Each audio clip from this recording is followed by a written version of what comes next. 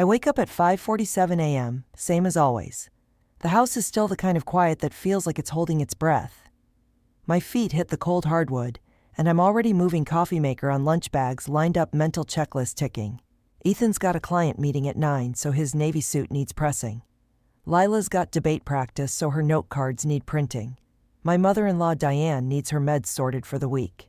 I'm the engine humming in the background, keeping it all from stalling. I don't mind it, not really. At least I tell myself I don't. There's a rhythm to it, a kind of invisible choreography. I used to love the way it made me feel needed, woven into the fabric of this family. Ethan calls me his anchor. Lila, my stepdaughter, used to draw me as a superhero in her sketchbook's cape and all. Diane. Well, she doesn't say much, but she pats my hand sometimes, her fingers bony and warm.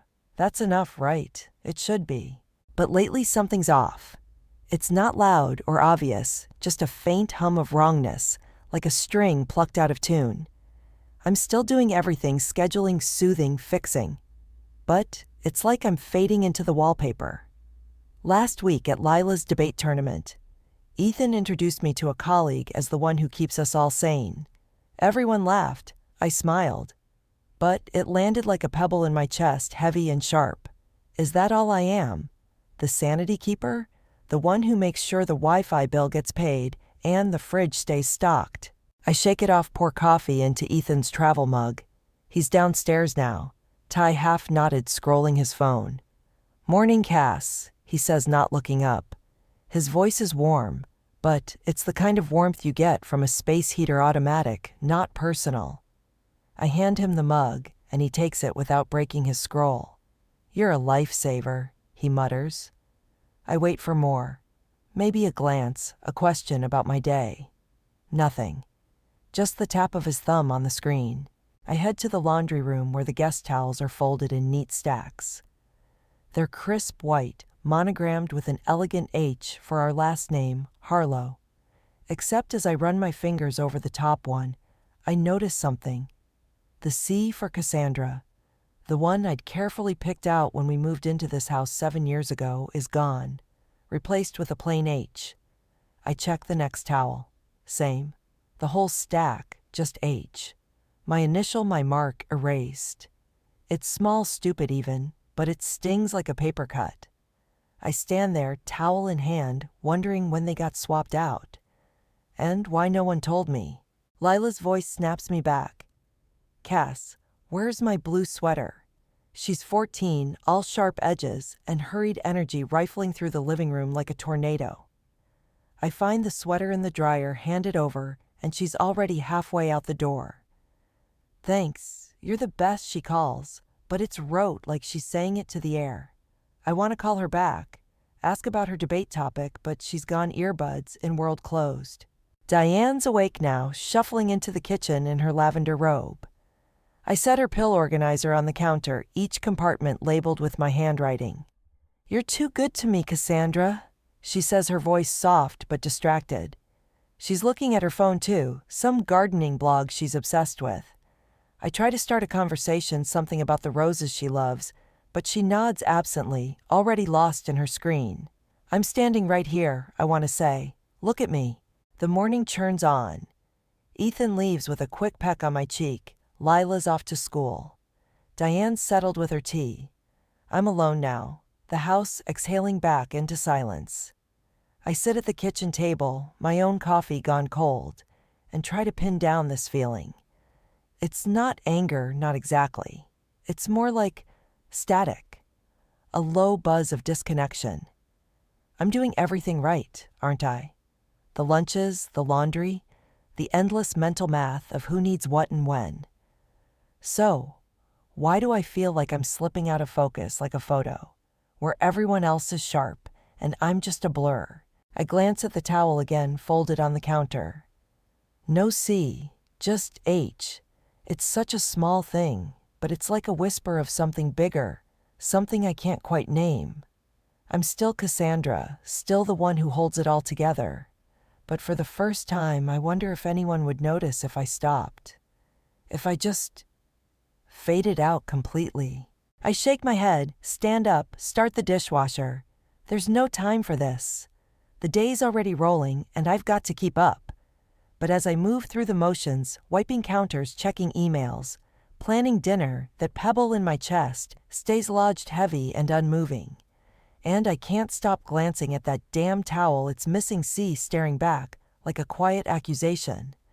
The days blur into each other, a conveyor belt of tasks that never slows.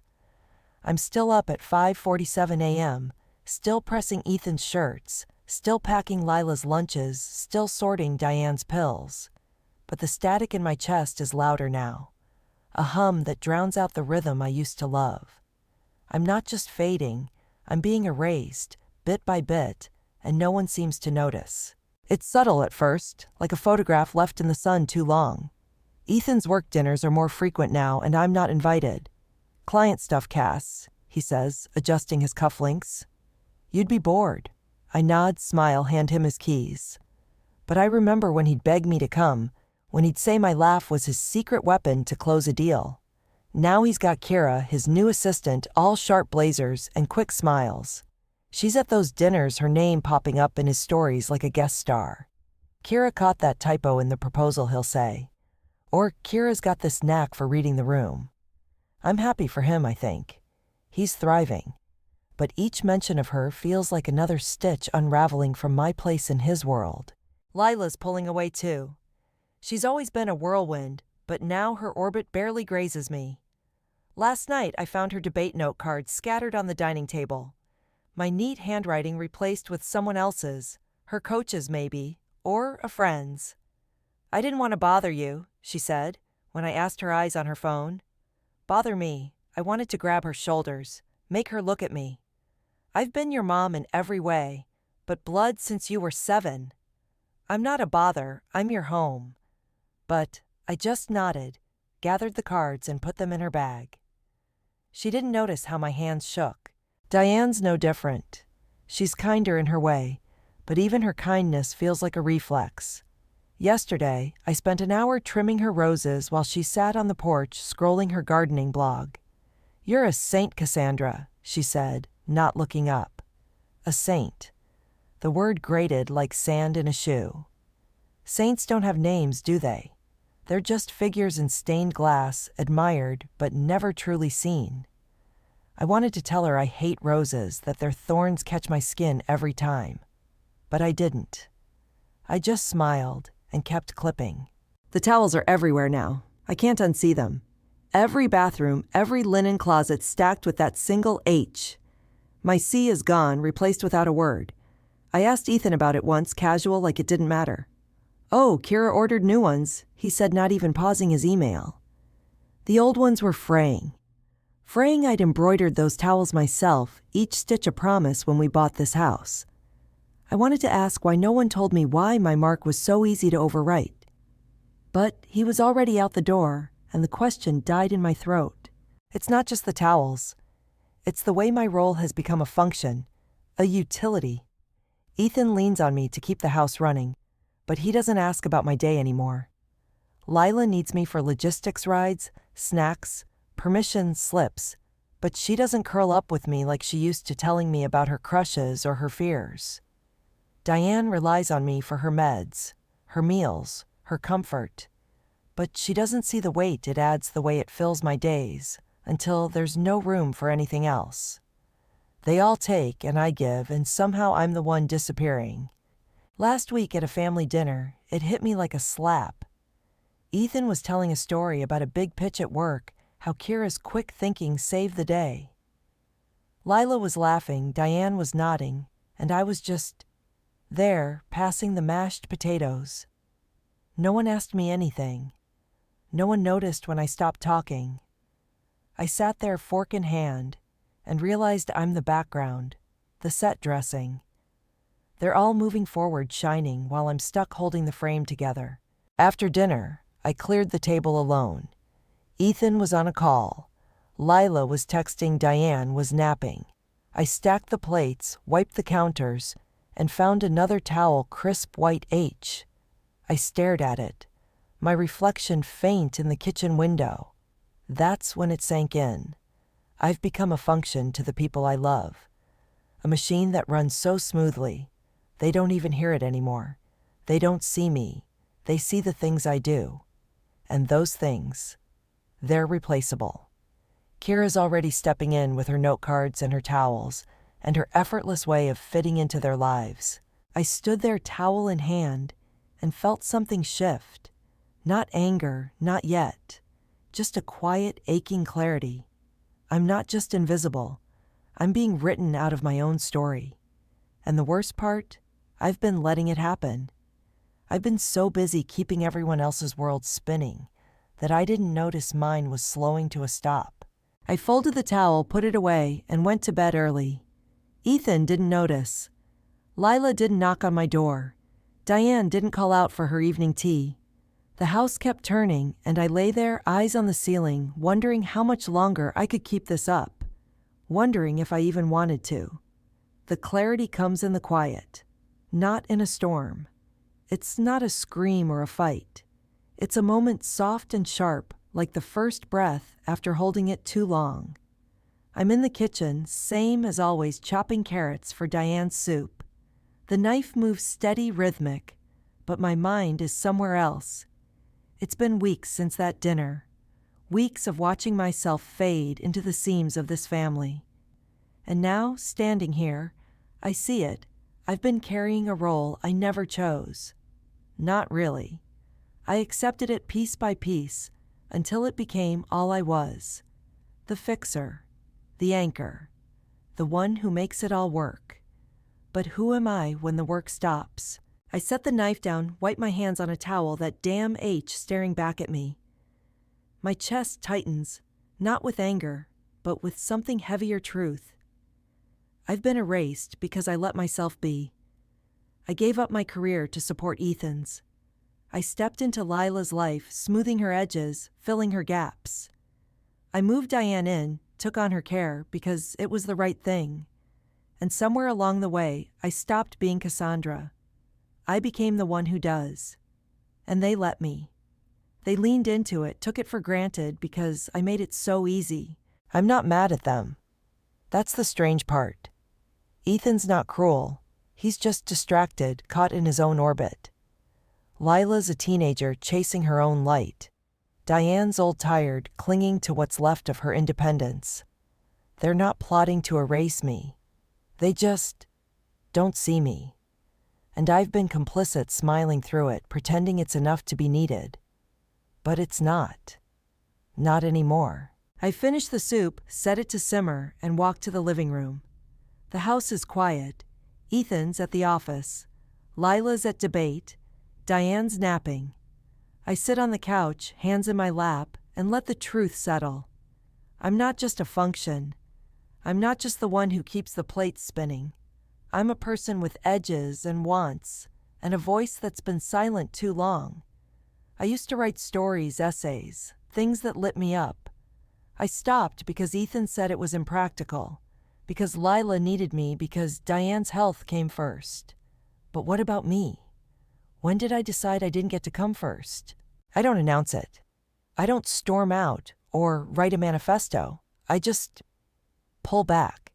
It's small at first. So small no one notices. I stop ironing Ethan's shirts. He's got Kira to handle his dry cleaning now, doesn't he?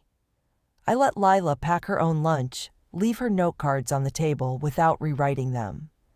I still sort Diane's pills, but I don't trim her roses anymore. I let the thorns grow wild. Each step feels like peeling off a layer of someone else's skin. It's not rebellion. It's survival.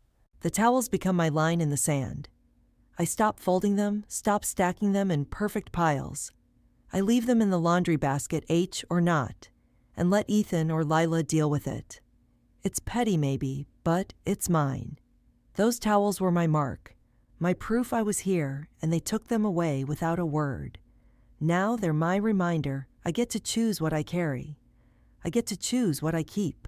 One night, I dig out an old notebook from the back of my closet. Its dusty pages, yellowed, filled with half-finished stories from before I became the anchor. I read one, a fragment about a woman who turns into a tree to escape her life. It's rough, but it's mine. My voice. My spark. I sit on the floor, pen in hand, and start writing. Not much, just a sentence. She stopped running when she realized no one was chasing her. It feels like a match struck in the dark. Ethan comes home late, finds me on the floor, notebook open. "What's that?" he asks, loosening his tie. His voice is curious, but there's an edge, like he's startled to see me doing something that's not for him. "Just writing," I say, closing the notebook. He nods, hesitates, then heads to the shower. He doesn't ask more. I don't expect him to. But I hold the notebook to my chest, and it's like holding a piece of myself I thought was gone. The shift is quiet, but it's real. I'm not leaving them, not yet, maybe not ever. But I'm leaving the version of me that only exists to serve. The one who disappears so they can shine. I'm done being the background. The towels, the notebook, the untouched roses, they're my boundary, my reclaiming. I'm not invisible anymore. Not to myself. I go to bed that night, the notebook under my pillow. For the first time in years, I dream of words, not tasks. And when I wake up, the static in my chest is quieter, replaced by something new, a pulse faint but steady of who I might become. The days feel different now, lighter, like I've set down a bag I didn't realize I was carrying. I'm still in the house, still, part of the rhythm, but I'm not the engine anymore. I'm just me, Cassandra. Not the fixer, not the anchor, just a woman finding her way back to herself. It's not dramatic, no one's noticed the shift, not really. But I feel it in the way I move through the hours in the space I've carved out for something new. I start small. I sign up for a creative writing class at the community center, the kind I used to dream about before Ethan called it impractical. It's once a week, Tuesday evenings, in a cramped room that smells like old books and lemon cleaner. The teacher, Mara, is a poet with wild gray hair and a laugh that fills the space. There are 8 of us, all ages, all carrying stories we've tucked away too long. I'm nervous at first, my pen shaky, but when I read my first piece, a quiet story about a woman who forgets her own name, Mara nods and says, "You've got a voice, Cassandra. Keep using it. It's the first time in years someone said my name like it matters." I write every day now, even if it's just a paragraph. I steal moments in the morning before the house wakes, or late at night when Ethan's asleep and Lila's in her room. The notebook from my closet is filling up pages crowded with fragments, ideas, truths I didn't know I was holding. It's not about being good or publishing or proving anything. It's about remembering who I am. Each word feels like a stitch sewing me back together. The house keeps turning, but I'm not holding it all anymore. Ethan grabs his own coffee now, sometimes forgets his tie.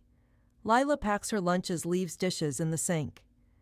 Diane's roses are overgrown thorns, snagging her cardigans when she tries to prune them herself. I help when they ask, but I don't rush in like I used to. I'm not invisible, but I'm not indispensable either. And that's okay. It's freeing in a way to let them fumble. Then Lila notices. It's a Saturday, and I'm at the kitchen table writing in my notebook. She's hunting for her debate binder, muttering about a tournament. "Cass, have you seen it?" she asks, tossing cushions off the couch. I point to the shelf where I left it last week. She grabs it, then pauses, looking at me. "You're different," she says, head tilted. Like, quieter. But not in a bad way. I blink, caught off guard. "Just trying something new," I say, tapping my pen. She nods, hesitates, then adds, "It's cool, whatever it is." She's gone before I can respond, but her words linger, a faint echo of recognition. Ethan's next. He comes home one night, finds me reading instead of folding laundry. The basket's there, towels spilling out, all those HS in a heap. "Everything okay?" he asks, frowning. It's not concern, not exactly, more like he's noticing a glitch in the system. "Fine," I say, turning a page. "Just taking a break." He doesn't push, but I catch him glancing at the basket like he's waiting for me to jump up and fix it. I don't. The towels stay unfolded and I keep reading. It's a tiny act, but it feels like a declaration. The towels show up again, but they're different now. In my writing class, I write a story about them not directly, but close enough. A woman who marks her home with small, careful things, only to watch them vanish. My classmates listen, scribble notes offer feedback. One, a quiet guy named Sam, says, "That hit me. The way she keeps going even when her mark's gone." I smile, throat tight. The towels aren't just a loss anymore. They're a story, a piece of me I've reclaimed, turned into something chosen. Diane reaches out too in her way. One afternoon, she finds me in the backyard, sketching ideas for a new story. "Cassandra," she says, "settling beside me, you seem lighter." Her eyes are sharp, like she's seeing me for the first time in months. I'm trying to be, I admit. She pats my hand, her fingers warm, and says, "Good. You deserve that." It's not an apology, not a full repair, but it's something. A crack of light in the wall between us. The class becomes my anchor, not the house. My classmates start calling me Cass, not out of habit, but because they know me, the me who writes, who laughs at Mara's bad puns, who shows up with messy drafts and real questions. One night, Sam hands me a sketch he drew during my reading, a woman surrounded by words, her name in bold. "That's you," he says, shy but sure. I take it home, pin it to my desk. It's not a towel, not a monogram, but it's mine, a mark that won't be replaced. The family sees it in fragments. Lila mentions my class to her friends, says I'm kind of a badass. Ethan asks once what I'm writing, though he doesn't wait for the answer. Diane leaves a gardening magazine on my desk, a post-it note saying, "For your stories." It's not enough to fix what's broken, not yet. But it's a start, a ripple from the space I've made. I'm not invisible anymore, not to them, not to myself. And that's enough for now. The house is quieter now, not because it's empty, but because I'm not filling every silence. I move through it differently, with a steadiness I didn't know I could claim. The tasks are still there. Laundry dishes, Diane's pills, but they don't own me anymore. I do them when I choose not, because I'm afraid the world will collapse if I don't. It hasn't collapsed. Ethan's shirts are wrinkled sometimes. Lila's lunches are hit or miss. Diane's roses are a tangle. They're managing. And so am I. My writing class has become my center. Tuesday evenings are sacred, the community center. A warm glow against the dark. Mara's there, her wild hair a beacon, and my classmates, Sam, Priya. Ellen, the others are my people now. We read our stories, laugh, argue, over commas, share coffee that's too weak, and cookies that are too hard. I'm not just Cassandra, the one who keeps things running. I'm Cass, the one who wrote a story about a woman who grows wings from her scars. They clap when I read it, and Sam hands me another sketch, my name in glittery ink surrounded by feathers. I frame it, hang it above my desk next to his first drawing. It's messy, imperfect, and it's mine. I'm teaching now, too. Mara asked me to lead a workshop for teens, a 6-week course on creative writing. I hesitated at first, me a teacher. But I said yes, and now I spend Wednesday afternoons with 12 kids, all awkward energy and big ideas. They're like Lila was at that age, full of questions they don't know how to ask. I give them prompts, read their work, tell them their voices matter. One girl, Aisha, writes poems that cut like glass. She gave me a drawing last week, my name scrawled in purple marker surrounded by stars. I frame that one too. My desk is becoming a gallery of glitter and heart, each piece a reminder I'm seen not for what I do, but for who I am. The towels don't sting anymore. They're still there, and all, but they've lost their power. I bought a new set for my bathroom, simple gray ones, no monograms. I didn't need to stitch my name into them. My mark is elsewhere now in the stories I write. The classes, I teach the sketches on my wall. The old towels are just fabric, a relic of a life I've outgrown. I fold them when I feel like it, leave them in the basket when I don't. Ethan notices, sometimes mutters about the laundry, but he doesn't push. He's starting to see the shift, even if he doesn't understand it. Lila's the one who surprises me. She shows up at my workshop one day, unannounced, her debate binder under her arm. "Thought I'd check it out," she says, shrugging, like it's no big deal. She sits in the back, writes a story about a girl who talks to ghosts. It's raw, beautiful. And when she reads it, the room goes quiet. After she hugs me quick and fierce, like she's afraid I'll vanish if she lets go. "I'm proud of you, Cass," she whispers. I hug her back, my throat tight. She's still a whirlwind, but she's orbiting closer now, seeing me in a way she hasn't in years. Ethan tries in his way. He asks about my writing more often, sits through one of my stories when I let him. It's not perfect. He's still distracted, still leans on Kira too much, but he's noticing. Last week he brought home a towel with a C embroidered on it, a shy smile on his face. "Thought you'd like this," he said. I thanked him, set it in the linen closet. It was a gesture, and I appreciate it, but I don't need it. My worth isn't in a monogram anymore. It's in the life I'm building, the one I choose. Diane's softer now, too. She leaves me notes. Sometimes little things like, "Your class sounds wonderful," or "Write something about roses someday." She's still lost in her gardening blogs, but she looks at me when we talk, really looks. It's not everything, but it's enough. The cracks between us are mending slowly without fanfare. I'm not the same woman I was a year ago. I'm not the anchor, the saint, the one who disappears so others can shine. I'm Cassandra, writer-teacher woman, with a voice that's finally loud enough for me to hear. I don't need them to see me fully, not anymore. I see myself. That's the closure, the quiet fulfillment I didn't know I was chasing. I've returned to myself, not with a spectacle, but with a gentle pride that feels like home. Last night, I finished a story. It's about a woman who walks away from a house that no longer fits her, not in anger, but in peace. I read it to my class, and they listened, their eyes bright. When I was done, Mara said, "That's you, Cass. That's your truth." I smiled, tucked the pages away. On my way home, I looked at the stars, felt the weight of my notebook in my bag. This is my mark now. Words, sketches, the messy, glittering proof of a life I've claimed. I'm not erased. I'm here, and I'm enough.